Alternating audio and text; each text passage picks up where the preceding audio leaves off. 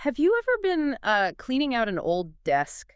Maybe opening a book you haven't touched in literally decades, and you find a piece of obsolete currency just tucked away. Oh, yeah. Like it's just sitting there in the dark. Exactly, just sitting there, and you pick it up, and suddenly you're not just holding money, you're holding like a tiny printed time capsule. Right, because it's a completely different experience than looking at a digital bank balance on a screen. Yeah, there's a real physical weight to it. Even if it's just a sliver of paper, you have to wonder about the hidden history, the literal physical journey printed right there on the paper. It demands your attention in a way that numbers on a ledger simply do not, because that physical object was intentionally engineered to manipulate how you feel about your own wealth. Which is so wild to think about. Today, we're doing a deep dive into the hidden life cycle of one of those specific time capsules. The Australian $2 note. Yes, the Australian $2 note.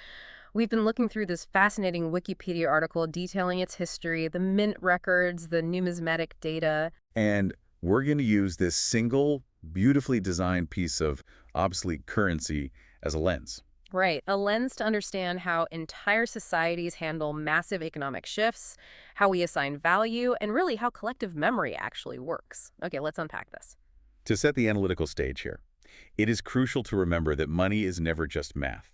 It's a physical artifact of human history. It's not just, a medium of exchange. No, not at all. When a government designs, prints, and distributes a piece of currency, they are making highly deliberate choices about psychology, identity, and economics.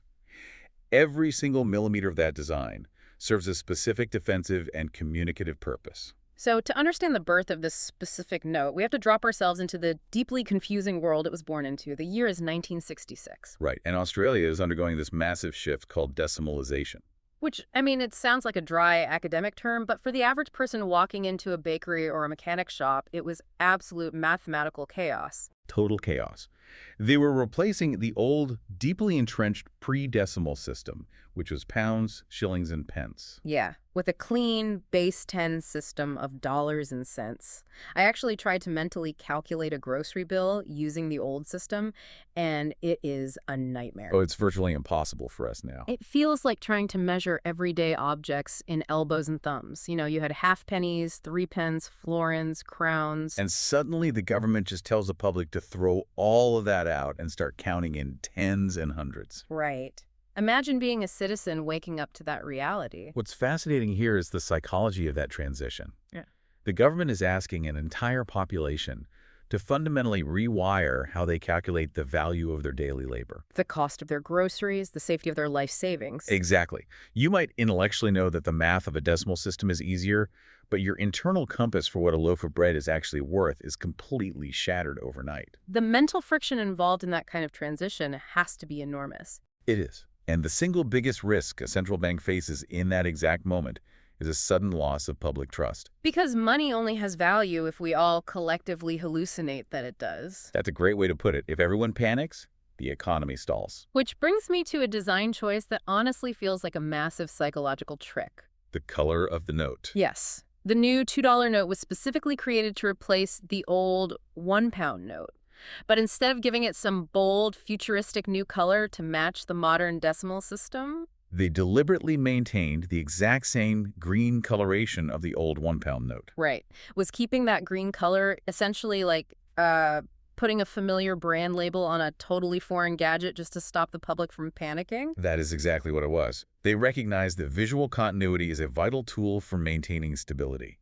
Panic is the enemy of a stable economy. So if the new money looks too alien, people subconsciously reject its value. Precisely. They hoard goods or they refuse to spend. But your eyes recognize that specific green dye, and your brain receives a subconscious signal. A signal that this piece of paper still represents the baseline value you are used to. Right. It functions as a pair of training wheels for a new economy.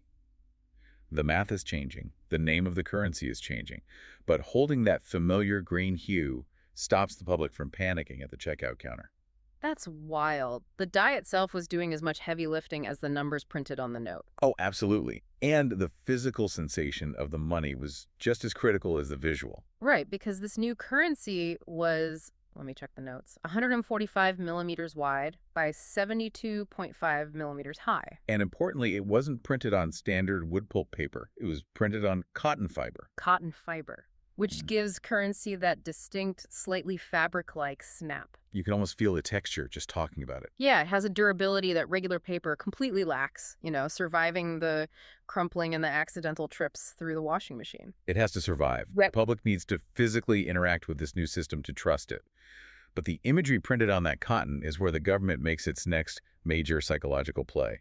Okay, so the note was designed in 1965 by a man named Gordon Andrews. Yes, Gordon Andrews. Here's where it gets really interesting. I have to push back on the imagery Andrews chose to print on this incredibly important piece of national signaling. Okay, what do you mean? Well, on the obverse, the front of the note, you have John MacArthur alongside merino sheep. Right. And on the reverse, the back, you have William Farrer and stalks of wheat. I mean, why turn the national currency into a pocket-sized agricultural billboard? It's a very specific choice. Yeah, when you think of a nation forging a modern, streamlined identity in the mid-1960s, you expect to see grand monuments, soaring architectural achievements, or at least the profile of a conquering historical leader. Why sheep and wheat? If we connect this to the bigger picture, money operates as a canvas communicating what a nation values most at that specific moment in time. Okay. Australia in 1965 was still deeply tethered to its primary industries, choosing MacArthur, who was a foundational figure in the early merino wool industry. And Farr, who was pivotal in wheat breeding. Exactly. It was a deliberate signal to both the domestic public and the global market. So they are essentially broadcasting like, this is the actual tangible source of our wealth. Yes. It bypasses abstract finance entirely. It grounds the entirely new, modernized decimal economy in the dirt and livestock. It tells the citizen that their new, confusing $2 is backed by the real, undeniable bounty of the land. Right. Instead of an aloof, untouchable monarch or a complex architectural schematic, you're looking at the people who grew better wheat and bred better sheep. It demystifies the wealth. I love that. But that same cotton fiber that made it feel so wonderfully tangible and that grounded imagery that made it feel so real. It also made it incredibly vulnerable. Exactly, because if everyday citizens could feel and trust the value, criminal syndicates were immediately going to try and replicate it. Of course. Counterfeiting is a constant silent arms race played out in millimeters. To protect that green cotton fiber, the central bank had to engineer physical defense systems into the fabric itself. And one of the primary defenses was a metallic security thread. Right. Woven right into the paper. Now, the records show this thread was initially placed near the center of the note, but later, in 1976, they specifically moved it to the left side on the front of the note. Yes, they did. Does a sudden shift like that prove the counterfeiters were catching up, or was there, a mechanical issue? Because it feels like a central bank pushing out a forced software update to patch a bug in physical paper. That's a great analogy. This raises an important question about the structural limits of currency.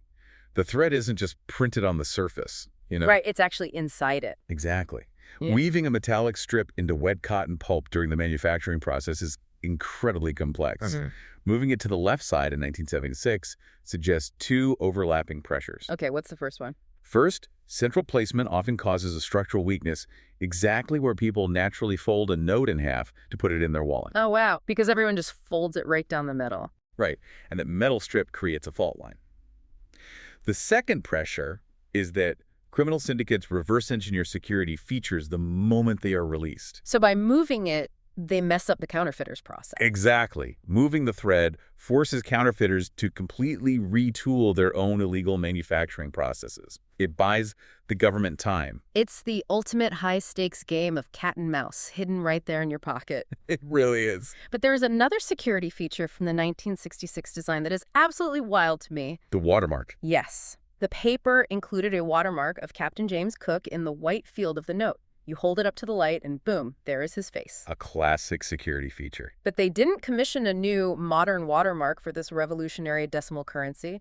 They reused the exact same watermark plate from the last issue of the obsolete pound banknotes. You get. That is like tearing down your old house, building a futuristic, state-of-the-art smart home, but the designer insists on taking the locks off your old demolished house and putting them on the front door of your brand new mansion.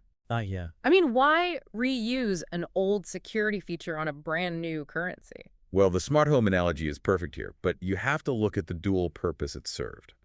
Producing intricate watermark plates is an astoundingly expensive and complex manufacturing process. So it was just cheaper. From a purely pragmatic economic standpoint, yes. If you have a perfectly good, highly secure plate of Captain Cook already in the mint's possession, you use it to save millions in tooling costs. Reduce, reuse, recycle at the national mint level. I love it. Exactly. But the secondary effect is entirely psychological. Back to the psychology. Always. Imagine a public holding a new, somewhat alien $2 note. They're skeptical. They hold it up to the light to check if it's real, to assure themselves the new government system hasn't entirely broken down. And who looks back at them? The exact same familiar, reassuring face of Captain Cook that they used to check on their old pound notes. Wow. It's another layer of subconscious comfort. It really is. The green dye anchors them when they look at the surface, and the familiar watermark anchors them when they look through the paper. You think you're just verifying a piece of paper, but you're actually interacting with a highly engineered psychological tool designed to keep an entire society economically calm. That is incredible. But I mean, even the most perfectly engineered psychological tool cannot outlast basic physics. No, it cannot. Right. The life cycle of this physical object had a strict expiration date. We have this beautifully designed, agriculturally themed, psychologically comforting piece of green cotton. It bridges the gap from pounds to dollars flawlessly. Flawlessly. But the Wikipedia article shows the $2 note was only printed from 1966 until 1987. A relatively short run. Yeah, and then on Monday, June 14th, 1988, it is officially replaced by a gold-colored $2 coin. The famous $2 coin. And the official reason given is the longer service life and better cost-effectiveness of coins. So what does this all mean? The way I see it, the cotton $2 note is essentially a vintage sports car. It looks incredible, the public loves handling it, it has all this cultural cachet, but it breaks down constantly and requires expensive, non-stop maintenance. That's a very accurate way to frame it. Yeah. And if the cotton note is a fragile sports car, the gold-colored crine is an industrial tractor. An industrial tractor, yes. It lacks the artistic canvas, it is heavier in your pocket, and it doesn't have the tactile snap of cotton. Yeah. But it is virtually indestructible. So how does a central bank actually calculate that breaking point? At what moment do they decide a piece of paper that everyone is perfectly happy using is no longer worth printing? They look at a concept economists call the velocity of money. The velocity of money. Okay, this is literally a measurement of how fast a single piece of currency travels through the economy. A high denomination note, like a $100 bill, has a very low velocity. Right, because you don't use it every day. Exactly. It gets withdrawn from a bank, placed in a birthday card, and then sits in a safe or under a mattress for months. Because it rarely changes hands, the cotton stays crisp. But a low-denomination note, like a $2 bill, is the absolute workhorse of the daily economy. Its velocity is off the chart. It leaves the ATM, goes straight to the barista, gets shoved into a tip jar, handed as change to a cab driver, crumpled into tight jeans pockets, dropped on the wet floor of a pub, and run through the laundry all in a single week. And that constant physical friction physically destroys the cotton fibers. The central bank is forced to run the printing presses nonstop, creating millions of new notes just to replace the tattered, torn ones they have to pull out of circulation and incinerate. So the shift in 1988 wasn't like an aesthetic choice to modernize the currency. Not at all. It was a cold, actuarial calculation. The sports car was spending way too much time in the mechanic shop, and the maintenance costs were eating the national profit. The government realized that minting a heavy metal coin, even though the raw copper, aluminum, and nickel might be significantly more expensive to purchase initially than a sheet of cotton. It's a long-term investment. Exactly. A coin absorbs all that daily high-velocity friction for 20, 30, or even 40 years without needing replacement. A cotton note in heavy circulation might literally disintegrate in 12 months. So on June 14th, 1988, the math simply tipped in favor of heavy metal. It did. The indestructible tractor wins. It makes complete economic sense, but man, you do lose the canvas. You cannot engrave John MacArthur, an entire flock of merino sheep, William Ferrer, and a field of wheat onto a tiny little coin. No, the national billboard shrinks down to almost nothing. You trade narrative space and artistic expression for pure, ruthless cost-effectiveness. Because the state no longer needs to reassure the public with familiar green dyes and agricultural landscapes. By 1988, the decimal system is completely entrenched. The psychological training wheels are allowed to come off. Precisely. Which brings up a fascinating dilemma regarding the afterlife of these notes. Oh, this is my favorite part. Because the $2 note was theoretically killed off in circulation in 1988, but millions of them still exist today in desk drawers and old books. Millions of them. And the economic reality of these surviving notes splits into two completely different universes. It really does. Because if you find one of these old notes today, you can walk into the Reserve Bank of Australia, or most commercial banks, and redeem it at face value. They will hand you exactly $2. But if you take that exact same note to a numismatist, a coin and note collector, they might pay a significantly higher price depending on the note's age and condition. Which creates a really interesting choice for the person who finds it. Yeah. Finding one of these is like finding a lottery ticket, but you have to choose which game you are playing. Do you take it to the commercial bank for a heavy gold coin to buy a cheap cup of coffee, or do you treat it as a piece of art and take it to a collector? This perfectly dissects the dual nature of dead money. Think about the institutional integrity of the central bank. Okay, what do you mean by that? The Reserve Bank is honoring a decades-old promise. They're stating, this piece of paper said $2 in 1966, and our institutional word is our bond. We will still give you $2 of purchasing power for it today, regardless of inflation or the passage of time. Oh, wow. So the state is maintaining the illusion of permanent, unchanging value. Exactly. But the free market of collectors completely rejects the state's valuation. To a numismatist, the number 2 printed on the corner is almost irrelevant. Right, because the collector strips away the institutional promise entirely. They place emotional, historical, and aesthetic value on the physical artifact itself. They value the uncreased texture of the surviving cotton fiber. They value the clarity of Gordon Andrews' agricultural design. Yes, they study the specific year it was printed and the exact millimeter placement of the metallic thread. They are valuing the object as a rare survivor of high-velocity friction. So the free market overtakes the face value. It stops being money and transforms into history. Beautifully said. The bank only cares about the mathematical promise they made, but the collector cares about the physical paper that carried the promise. It is an incredible evolution.